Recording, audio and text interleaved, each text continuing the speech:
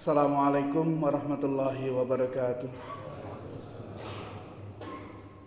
Alhamdulillahirabbil alamin wassalatu wassalamu ala asyrafil anbiya'i wal mursalin sayyidina wa maulana Muhammadin wa ala alihi wa sahbihi wa man tabi'ahu bi ihsanin ila yaumiddin. Qala Allah ta'ala fi kitabihil karim, a'udzu billahi minasyaitonir rajim. Qalu subhanaka la ilma lana illa ma 'allamtana innaka antal alimul hakim. Shadaqallahul azim wa sadaqa rasuluhul karim. Yang kami hormati bapak-bapak pengurus takmir Masjid Al-Itqan, Bapak Ibu yang dimuliakan Allah, alhamdulillah benar-benar kita bersyukur kehadirat Allah Subhanahu wa taala. Kita bisa menunaikan salat subuh secara berjamaah di pagi ini.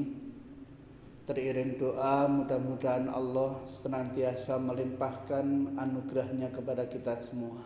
Amin. Salawat serta salam moga tercurahkan pada junjungan kita Nabiullah Muhammad sallallahu alaihi wasallam. Bapak Ibu yang dimuliakan Allah, setiap kali kita mengucapkan Quran surat Al-Fatihah di ayat yang ke-6 dan ayat yang ke-7 kita berucap ihdinas siratal mustaqim siratal ladzina an'amta alaihim ghairil maghdubi alaihim waladdallin. Tunjukkanlah kepada kami ya Allah jalan yang lurus, yaitu jalan kehidupan orang-orang yang telah Engkau berikan anugerah, bukan jalan kehidupan orang-orang yang Engkau murkai, dan bukan pula jalan kehidupan orang-orang yang sesat. Ini menandakan betapa pentingnya kita itu mendapatkan petunjuk dalam hidup ini, sehingga kita tidak salah arah dalam mengarungi hidup dan kehidupan itu. Tentu sebagai seorang yang beriman, kehidupan ini adalah terarah untuk mendapatkan kehidupan yang hasanah di dunia, hasanah di akhirat. Seperti tertuang dalam Quran surat Al-Baqarah ayat 200. A'udzu billahi minasyaitonir rajim. Wa minan nasi may yaqulu rabbana atina fid dunya hasanah wa ma lahu fil akhirati min khalaq. Wa minhum may yaqulu rabbana atina fid dunya hasanah wa fil akhirati hasanah wa qina adzabannar. Sebagian manusia itu ada yang berucap, ya Tuhan kami, berikanlah kami itu kehidupan yang baik di dunia. Mereka ini tidak menginginkan kehidupan yang hasanah di akhirat.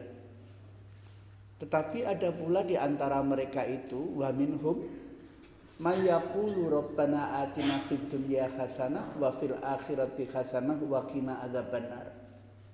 Ada pula yang berucap, ya Allah berikanlah aku kehidupan yang hasanah, baik di dunia maupun hasanah di akhirat.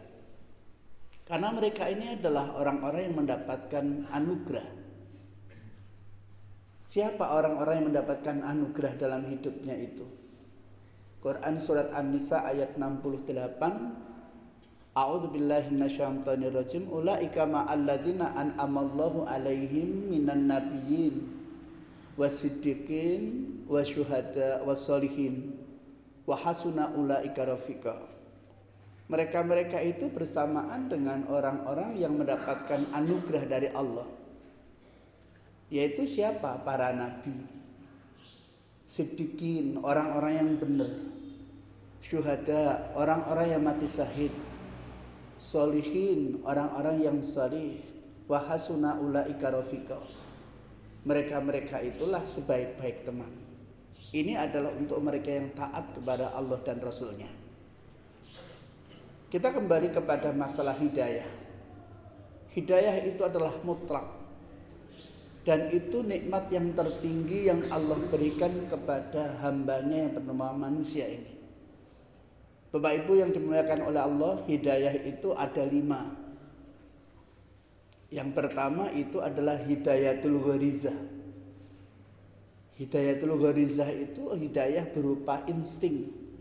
naluri, dan kita itu adalah punya naluri utamanya adalah naluri beragama. Al-gharizatud diniyah, fitrah tauhid itu ada dalam setiap benak manusia.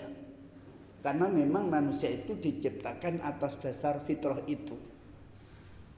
Quran surat Ar-Rum ayat 30, A'udzubillahi minasyaitonirrajim, fa'aqim wajhaka lid-dini hanifa fitratallah allati fataran nas 'alaiha la tabdila li khalqillah dzalikad dinul qayyim walakinna aktsarun nasi la ya'lamun.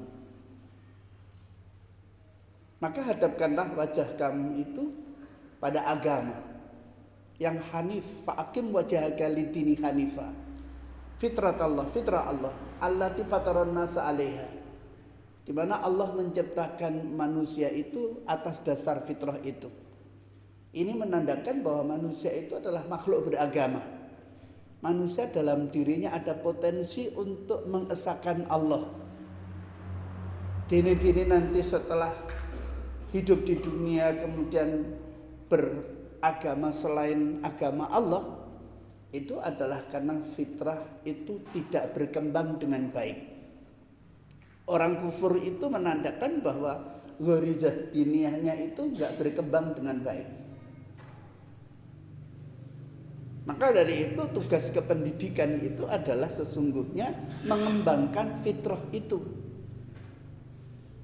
Pendidikan itu adalah mengembangkan fitrah. Kalau kita perhatikan Hasan Langgulung itu menyatakan bahwa pendidikan itu bisa dilihat dari dua sisi. Yang pertama adalah pewarisan nilai-nilai dari satu generasi ke generasi berikutnya.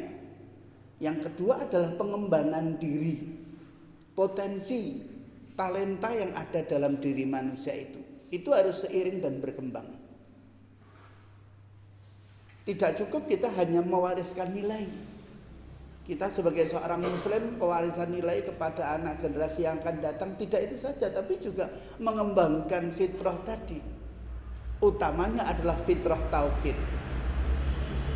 Bapak Ibu yang dimuliakan oleh Allah, kalau fitrah itu tidak berkembang, jadilah orang-orang yang ingkar. Dan tidak berkembangnya fitrah itu karena mungkin lingkungan yang tidak mendukung, atau memang itu ada kecenderungan lebih ke sana, itu adalah kenyataan. Sehingga dari sinilah kita itu mempunyai kewajiban untuk mengembangkan fitrah itu. Sehingga dari sini Nabi mengatakan kullu mauludin yuladu alal fitrah fa abawahu yuhawidanihi au yumajjisanihi au yunassiranihi. Setiap manusia itu dilahirkan atas dasar fitrah itu, fitrah tauhid. Maka kedua orang tuanya lah, atau dalam konteks yang lebih luas, lingkunganlah yang menjadikan orang itu Yahudi, Nasrani maupun Majusi. Sehingga kalau kita perhatikan ada 3 teori tentang terbentuknya sikap. Kita itu mempunyai sikap yang baik atau buruk. Itu ada 3 teori. Yang pertama itu adalah genetika determinism. Genetika determinism itu mengatakan bahwasannya manusia itu sikapnya, karakternya terbentuk itu karena faktor keturunan, gen. Mengapa Al-Quran itu berbicara tentang Yahudi, Bani Israel begitu banyak? Ya karena memang ada kesamaan sikap. Yang saya pikir itu adalah atas dasar keturunan. Nenek moyangnya ya dari dulu sampai sekarang itu ya seperti itu. Itulah kalau kita sesuaikan dengan teori ini memang benar genetika determinism. Dimanapun Yahudi berada itu mesti buat kisruh. Jangan bisa baca dalam bukunya Salabi yang diterjemahkan oleh 3 santri gontor Zionisme. Bagaimana itu orang Yahudi. Dari dulu sampai sekarang itu seperti itu. Kemudian yang kedua adalah psikis determinism. Sikap itu terbentuk karena faktor psikis. Seorang individu ketika kecil utamanya itu mendapatkan perlakuan psikis yang tidak baik.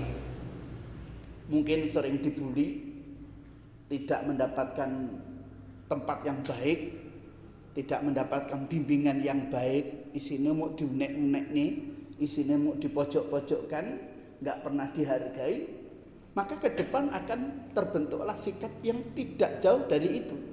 Ketika kita memojokkan orang lain, ketika kita itu menghina orang lain, sebenarnya kita melatih anak supaya nanti ke depannya itu adalah menjadi orang yang suka menghina orang lain. Ada juga teori namanya SR, teori stimulus respon. Seperti itu. Kita berbuat semacam itu ya karena kita diperlakukan semacam itu pula. Kemudian teori yang ketiga itu adalah environment determinism. Lingkungan. Kita mempunyai sikap yang baik semacam ini karena lingkungan.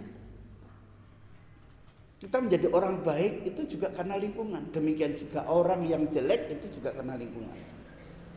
Nah, Bapak Ibu yang dimuliakan oleh Allah, hanya seringkali kata fitrah itu diterjemahkan dengan paradigma lama. Orang dulu mengatakan fitrah itu suci. Kembali ke fitrah. Tetapi kalau menurut para tokoh sekarang itu yang namanya fitrah itu bukan suci. Fitrah itu adalah talenta. Fitrah itu adalah potensi. Nah, potensi itu berkembang atau tidak, ya tergantung kita. Berbanding lurus dengan kegiatan-kegiatan kependidikan yang kita lakukan. Dari sini maka sesungguhnya tidak ada orang ateis, semurni-murni ateis itu nggak ada. Pasti dia mengakui adanya kekuatan yang lebih di luar dirinya. Itu nanti kita bisa buktikan ketika dia mendapatkan masalah, mendapatkan musibah, mendapatkan apa yang tidak ia sukai di tengah lautan, tengah samudera, tengah hempasan angin dan ombak. Mesti itu dia menyebut dan saatnya itu mengakui adanya Tuhan. Contoh konkret Fir'aun. Basa sarpe kedelep arep matek baru mengakui adanya Tuhan. Itu menunjukkan bahwasanya tidak ada orang ateis murni, itu tidak ada. Mereka itu menolak peranata-peranata sosial keagamaan, agama-agama formal itu. Tidak mengakui adanya Allah, tidak mengakui adanya Yesus sebagai Tuhan dan seterusnya itu. Tapi dalam benak itu adalah mempunyai potensi. Karena dia adalah makhluk yang beragama. Selain al-gharizatud diniyah, maka yang kedua itu adalah hidayatul hawas.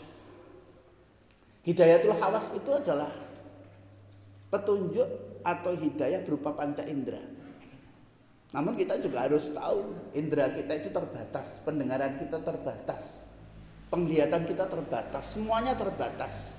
Dalam bahasa Al-Quran, wa khuliqal insanu dha'ifa.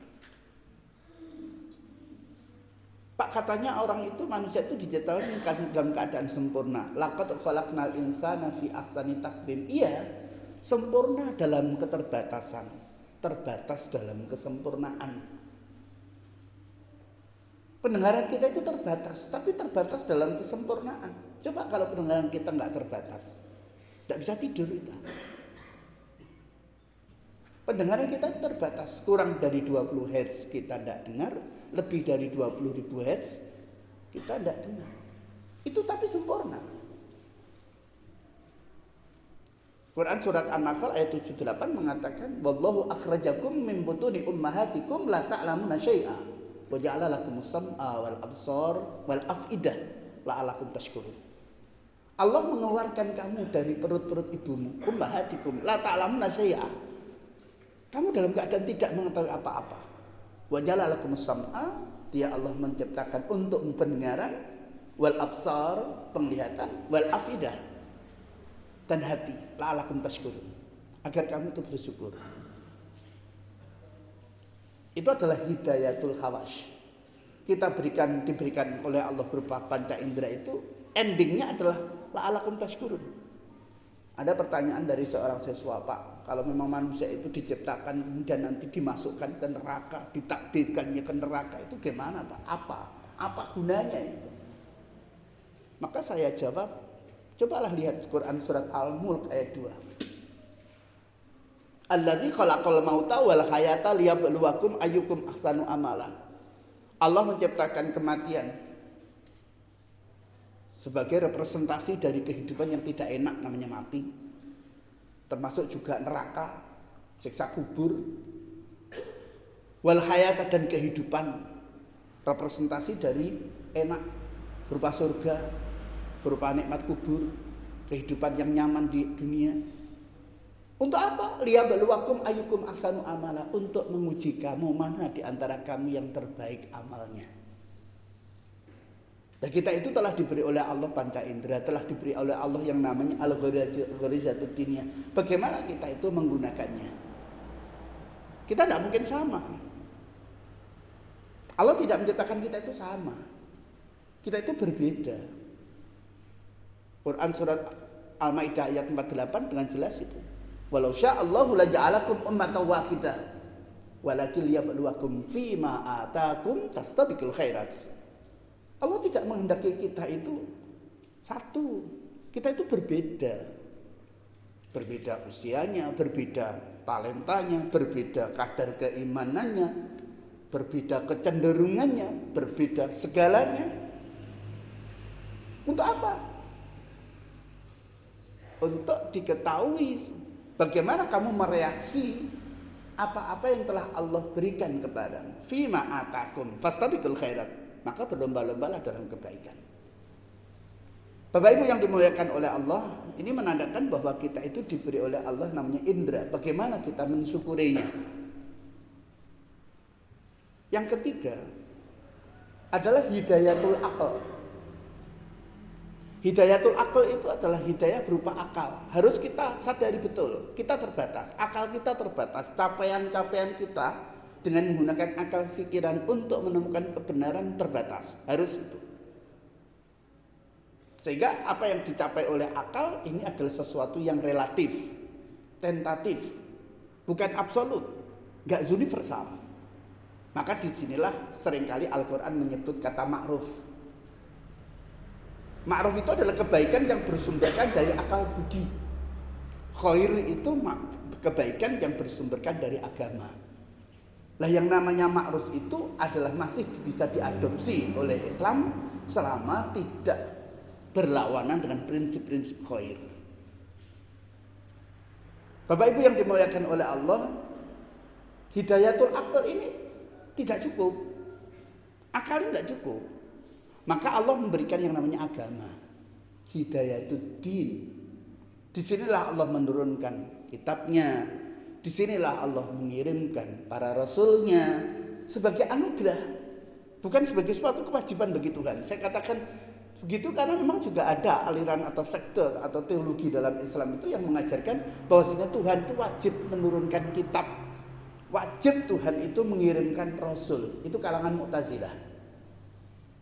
Tapi kalau bersandar pada Quran surat Al-Maidah ayat 160, surat Ali Imran ayat 164 itu, A'udzubillahi minasyaitonirrajim. Laqad manallahu 'alal mu'minin id ba'atsa fihim rasulan min anfusihim. Sungguh Allah telah memberikan karunia. Laqad manallahu 'alal mu'minin. Karunia kepada siapa? Orang-orang yang beriman. Id ba'atsa fihim rasulan minhum yatlu 'alaihim ayati wa zakkihim wa yu'allimuhumul kitaba wal hikmah wa in kanu min qablu lafi dhalalin mubin. Allah memberikan anugerah kepada orang-orang yang beriman, yaitu dengan mengutus seorang rasul dari kalangan mereka. Dari kalangan mereka itu maksudnya para rasul dari kalangan manusia, bukan dari kalangan jin, bukan dari kalangan malaikat. Satu. Dari kalangan mereka itu maksudnya adalah dari kalangan kamu sendiri, kamu ngerti kebiasaannya, akhlaknya, temperamennya. Dia tidak pernah berdusta dalam hal-hal kecil, apalagi hal-hal yang prinsip dan mirunggan. Dia tidak pernah berbuat dusta. Maka ikutilah dia. Yatlu alaihim ayatih, membacakan kepada mereka itu ayat-ayatnya, wa yuzakihim, dan melakukan tazkiyah, pensucian diri. Wa yu'allimuhumul kitab wal hikmah, mengajarkan kitab dan hikmah. Wa in kanu min qablu lafi dhalalin mubin, yang mereka itu sebenarnya dalam keadaan sesat yang sangat nyata. Ini adalah anugerah dari Allah. Tetapi hidayatul din itu juga nggak cukup. Kita diberi oleh Allah yang namanya kitab, kita diberikan oleh Allah namanya kedatangan seorang rasul, itu nggak cukup. Kenapa demikian? Ya kita membutuhkan hidayah yang kelima, hidayatul irsyad wa taufik. Karena ada saatnya kita tahu itu adalah kebenaran, kita tahu itu adalah sebuah kebaikan, tapi kalau nggak diberikan oleh Allah yang menghidayah, ya agama kan sekedar informasi. Agama kan sekedar ajakan. Faman syaa falyu'min wa man syaa falyakfur. Agama itu kan informasi. Siapa yang mau beriman ya monggo lah. Siapa yang kufur terserahlah. Disinilah kita mengucapkan ihdinas siratal mustaqim. Tunjukkanlah kami ya Allah jalan yang lurus. Membutuhkan hidayah, hidayatul irsyad wa taufik. Berupa kesanggupan untuk mengikuti kebenaran. Berupa kemauan dan kegigihan untuk membela agama itu. Saya katakan kegigihan membela agama itu karena memang agama itu kita butuhkan. Kita itu membutuhkan agama, tapi agama juga membutuhkan kita. Manusia itu membutuhkan agama. Agama juga membutuhkan manusia. Simbiosis mutualisme. Kita membutuhkan agama jelas supaya hidup tadi terarah. Agama juga membutuhkan kita supaya agama ini hidup. Agama ini berlanjut. Agama ini tidak mati. Agama ini ada pengembangnya. Agama ini bisa berlanjut sampai nanti. Maka di sinilah kita diperintahkan untuk jihad. Di sinilah kita perintah untuk hijrah. Di saat inilah kita diperintahkan untuk berdakwah, untuk beramar ma'ruf nahi mungkar. Manusia membutuhkan agama. Agama membutuhkan manusia. Pentingnya kita itu memberikan sumbangsih kontribusi terhadap agama itu karena adalah wujud konkret kecintaan kita kepada Allah, dan itu termasuk orang-orang yang mendapatkan anugerahnya. An-Nisa ayat 68 tadi, minan nabiyyin wasiddiqin wasyuhada wassalihin. Disinilah arti pentingnya hidayah buat kita. Disinilah arti pentingnya kita dibimbing oleh Allah, ihdinas siratal mustaqim, sehingga kita bisa mengikuti jejak para nabi. Mereka-mereka yang benar dalam keimanannya, bukan mereka-mereka yang mendustakan agama. Mereka-mereka yang gugur sebagai syuhada, dan orang-orang yang senantiasa berbuat islah, berbuat kebaikan, orang-orang yang salih. Wa hasuna ulaika rafiqa, dan merekalah sebaik-baik teman. Mudah-mudahan sedikit ini ada guna dan manfaatnya untuk pribadi saya dan untuk kita semua. Wal afwa minkum. Wassalamualaikum warahmatullahi wabarakatuh.